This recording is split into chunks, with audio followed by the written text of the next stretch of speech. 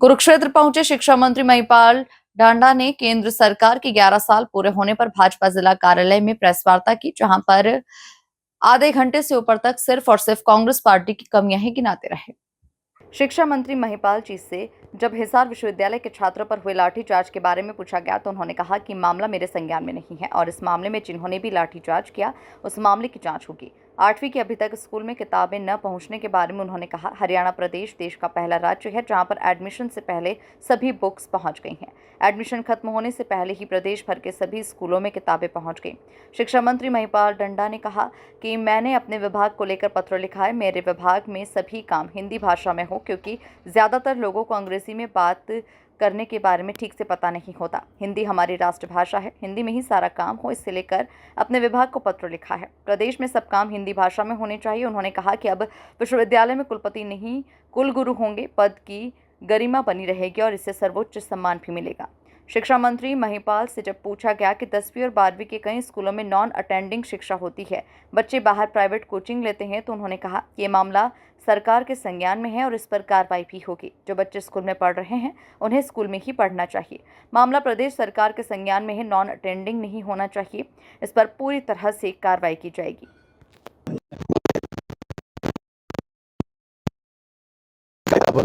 अगर हम लोग कोर्सेज कोई नए कोर्सेज लेके आते तो नए कोर्सेज पे नया स्टाफ भर्ती करना होता है, नई चीज़ें सारी बनानी होती हैं और उसके लिए इंफ्रा भी खड़ा करना होता है।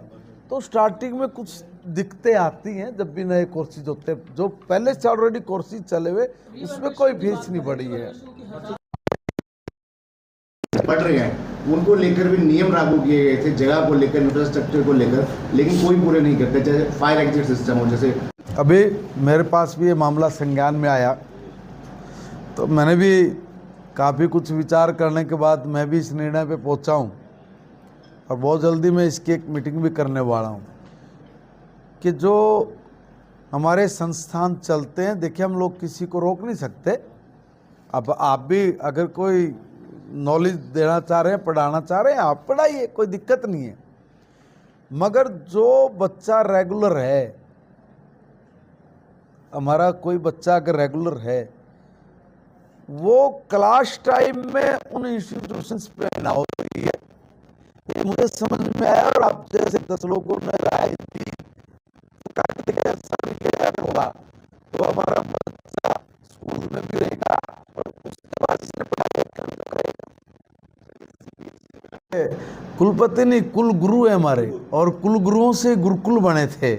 तो अच्छा है, एक परंपरा बढ़िया बने। कुल गुरु ये एक बड़ा सम्मानीय सर्वोच्च स्थान है हमारी परंपराओं के अनुरूप, इसलिए उसकी पद की गरिमा को हमें मजबूती बना के रखना चाहिए। सर, पुलिस ने कब्जा किया और इनके चौकी तली हुई है, तो और दूसरे स्कूल में बच्चे जाते हैं।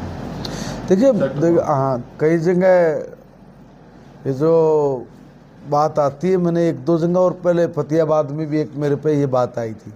जब हमने उसमें जांच कराई तो कुछ नहीं मिला, बिल्कुल प्रॉपर चालू मिला। मैं ये नहीं कह रहा कि आप गलत कह रहे हैं, मगर ये भी मामला मेरे पास आज ही पहली बार आया।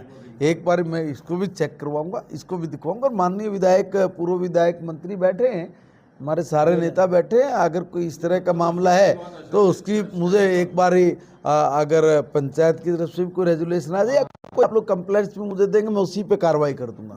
मेरा विभाग बहुत सख्ती के साथ काम कर रहा है। देखिए, जो मैंने पहले दिन कहा था कि भाई जो भी ये फीस की बढ़ोतरी की बात हो, चाहे वर्दी बदलने की बात हो, तो हमने जितनी भी कंप्लेंट्स हमारे पास आई, मैंने विभाग को तुरंत भेजा। और भेजने के बाद जब कार्रवाई बननी थी, कार्रवाई कर रहे थे, लास्ट मोमेंट पे मैंने उनको कहा कि नहीं, एक मौका देते हैं, आगे भविष्य में इस तरह की आप गलती नहीं करेंगे। तो उन्होंने हमें इंश्योर किया है और बड़ी खुशी की बात है कि उसके बाद मुझे कोई कंप्लेंट्स नहीं मिली।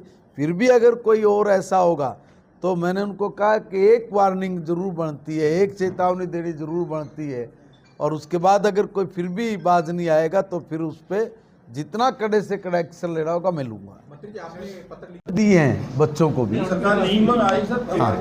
मार्केट में, उसके लिए एक बार जरा व्यवस्था हम पूछेंगे, करेंगे, ऐसी कोई बात नहीं होनी चाहिए। अगर फिर भी है, आपने मामला संज्ञान में डाला है, तो उस पर जरूर मैं एक बार तफ्तीश करूँगा। ठीक नहीं नहीं, बहुत लोगों से मैं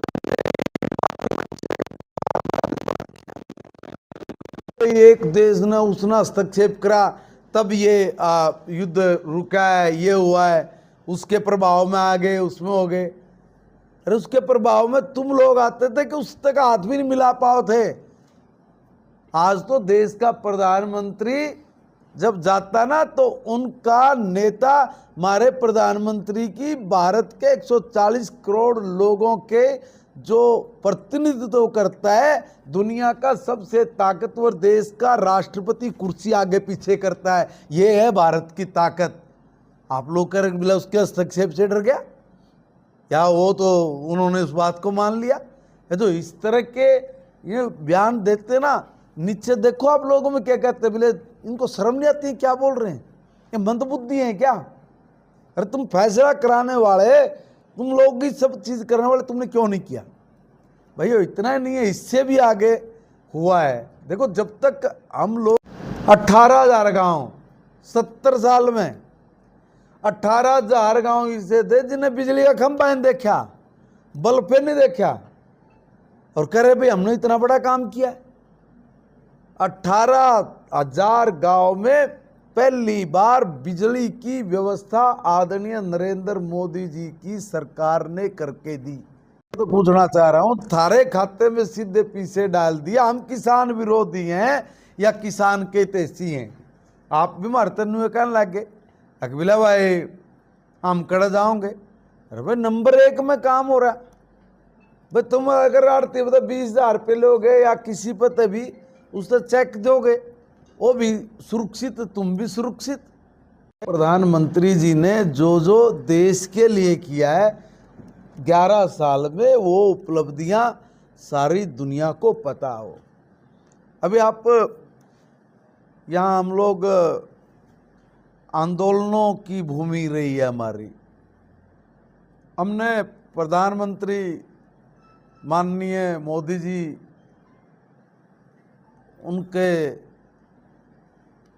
जीवन में अनेक किसानों से संबंधित उदाहरण हैं, जाते हैं इज्जत बेइज्जती के नाम के। और जिस देश में 12 करोड़ शौचालय बने हो, यानी कि कमाल की बात है कि 50 करोड़ आबादी बिना शौचालय से जिंदगी जी रही थी। 125 करोड़ 140 करोड़ में से आप कल्पना करिए 50-60 करोड़ लोगों के पास शौचालय नहीं। और हम कह रहे हैं कि हमने कुछ काम छोड़ा नहीं है।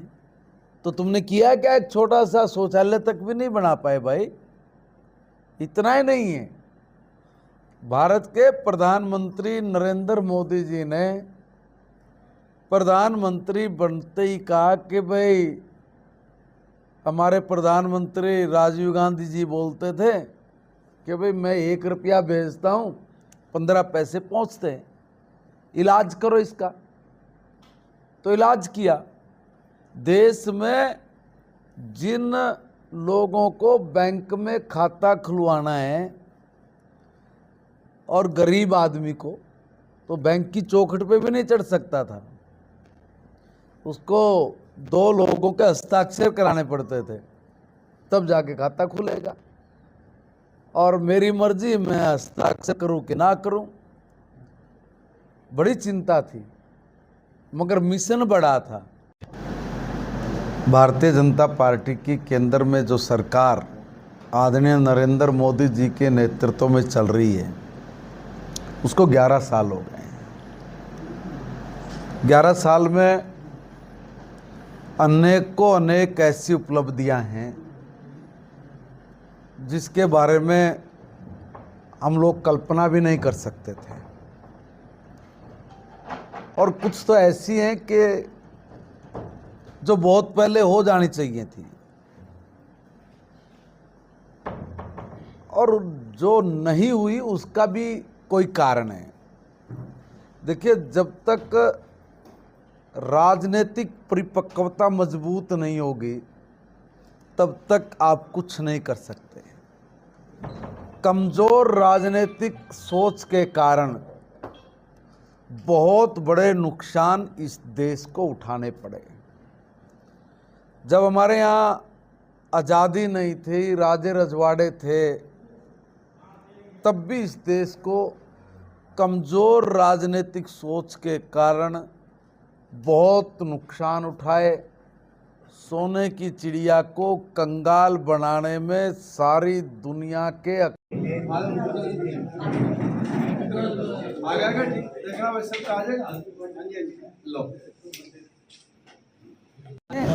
कोई कितने बच्चे होते हैं, बड़ी मुश्किल से कोई 50 बच्चे भी मुश्किल से होते हैं, कोई नहीं, हजारों के उस पर भी हम लोग एक बार विचार करेंगे क्या हुआ है, उस पर विचार का है। अभी भी ये तो आपका दूसरा क्वेश्चन है।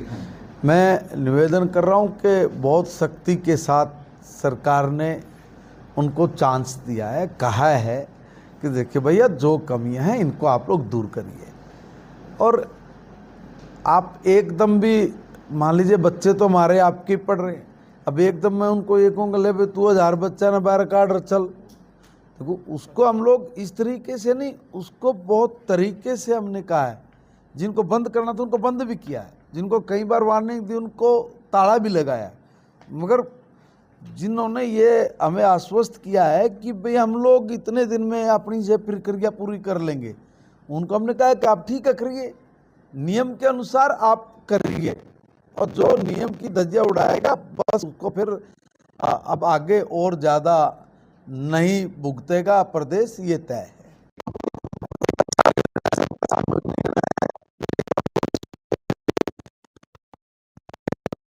सरकारी कार्यक्रम है और उसमें सरकार अपनी व्यवस्था कर रही है। हम तो यही कहेंगे कि हमारे बच्चे सब योग करें, निरोगी रहें, जितना योग करेंगे उतनी बुद्धिमत्ता के साथ हमारा संबंध प्रगाढ़ होगा, और जितना गहरा संबंध प्रगाढ़ होगा उतना ही हम लोग विकसित भारत बनाने में अपना योगदान दे पाएंगे।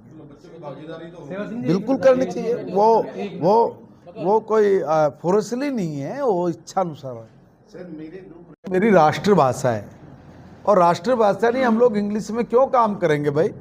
मुझे इंग्लिश नहीं आती है तो कम आती है, समझ सकता हूँ, मगर मैं तो इतना कर सकता हूँ, मगर क्या 90% लोग भी इतना भी कर सकते हैं क्या?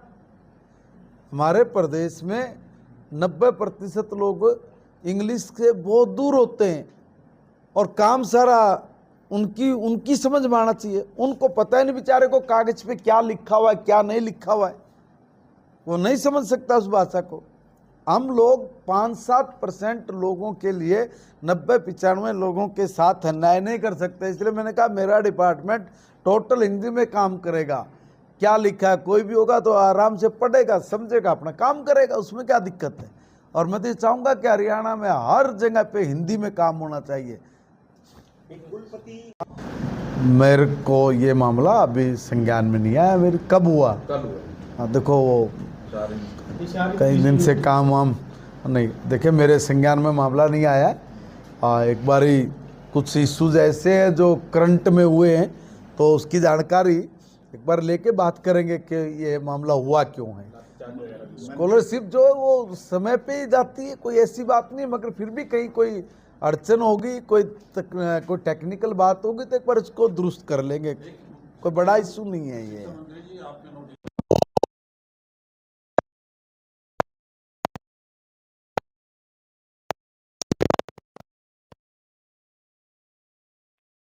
फैसला ले, अड़चन कहाँ है एक बार उसका भी पता कर लेंगे, कोई बात आज ही बात करेंगे। और एक शिक्षा मंत्री जी आप जिक्र कर रहे थे नीति का, और मतलब अच्छी बातें हैं, लेकिन 7वीं 8वीं और IT की कोई और भी क्लास होगी, किताबें अब तक नहीं आई। नहीं, देखिए मैं ये भी बता दूं, 14,14,900 मैं बता रहा हूँ, 14,14,718 सेट बने थे, वो 100% सेट हमने स्कूल में हर बच्चे के पास 21 अप्रैल तक भेज दिए थे, 98%, और 21 तारीख तक ही पहुंचना था।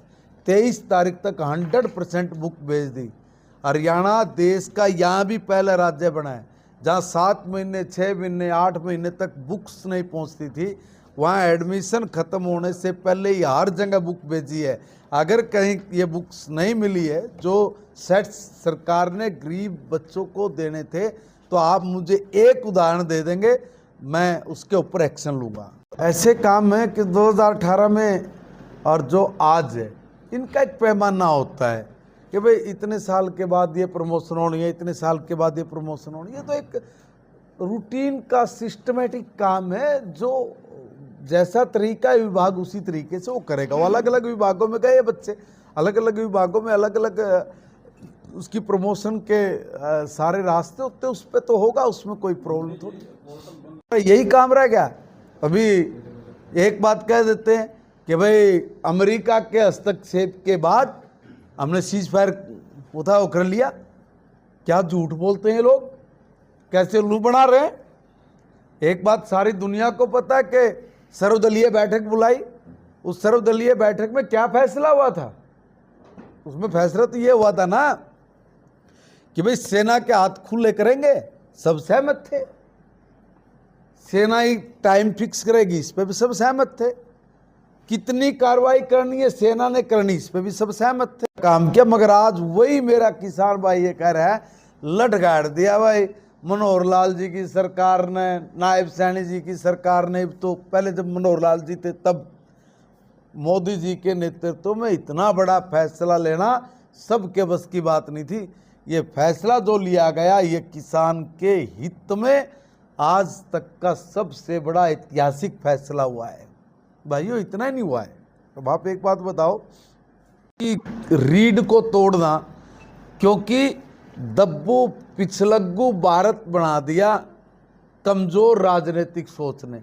WTO में जाओ थे, वो उनके हाथ में एक पर्चा बना के दे देते थे वर्ल्ड ट्रेड ऑर्गेनाइजेशन की मीटिंगों में कि ले भाई भारत को इन चीज़ों पे हस्ताक्षर करने हैं, जो विकसित देश चाहते उसी के हिसाब से साइन करते। और भारत दुनिया की सबसे बड़ी मार्केट, अपने देश के किसान को अरहर का, मूंग का, उड़द का, सोयाबीन का, सूरजमुखी का, तिल का, तिलन का, मूंगफली का, इनका दाम ही नहीं दोगे, मेरा किसान बोनी बंद कर देगा। जो बाहर के किसान हैं उनकी फसल खरीद के लेके आना और उसमें ही सारा गाड़मेल करना, हजारों लाखों टन तिल, तिलन, दाल, दलने ये भारत में आना, भारत के अंदर बड़ी मुश्किल से जो फॉरेन करेंसी इकट्ठी होती थी सारी की सारी बार निपटा देना। आपके पास बचता क्या? झुंझुना। अपने देश के किसान को मारना दब्बू कमजोर राजनीतिक सोच का परिचायक था। और इसलिए भारत के किसान ने मोटी फसलें करनी शुरू की और हम वहीं पे उलझ के रह गए। नकदी फसलें, मैंने कहा मैंने भी ये फसल बोई है, काटी झाड़ी हैं, क्यों नहीं आगे बढ़ा पाए? परिपक्व राजनीतिक सोच और कमजोर राजनीतिक सोच, दुनिया में जहां बहुत आगे जाने चाहिए थे हम पिछड़ गए। और इतने पिछड़ गए कि हम अपने घर की बहन बेटी की सुरक्षा की चिंता भी नहीं कर पाए, सोच भी नहीं पाए। कभी दिमाग में भी नहीं आया कि भाई ये भी जरूरी है। मेरी बहन शाम को सूरज कब छिपेगा इसका इंतजार करेगी, सूर्य उदय ना हो जाए इसकी चिंता करेगी, तब वो फ्रेश होने के लिए, सोच के लिए जाएगी। सारा देश, कमाल की बात। और जब इस देश के सम्मानित प्रधानमंत्री लाल किले की प्राचीर से खड़ा होकर कहते हैं ना कि मैं शौचालय बनाऊंगा, तो जिनकी राजनीतिक सोच कमजोर थी वो लोग हंसे, बोल रहे क्या है ये प्रधानमंत्री जी, लाल किले से क्या बोलना चाहिए, क्या बोल रहे हैं। उनको हमारे घर की इज्जत इसकी चिंता नहीं थी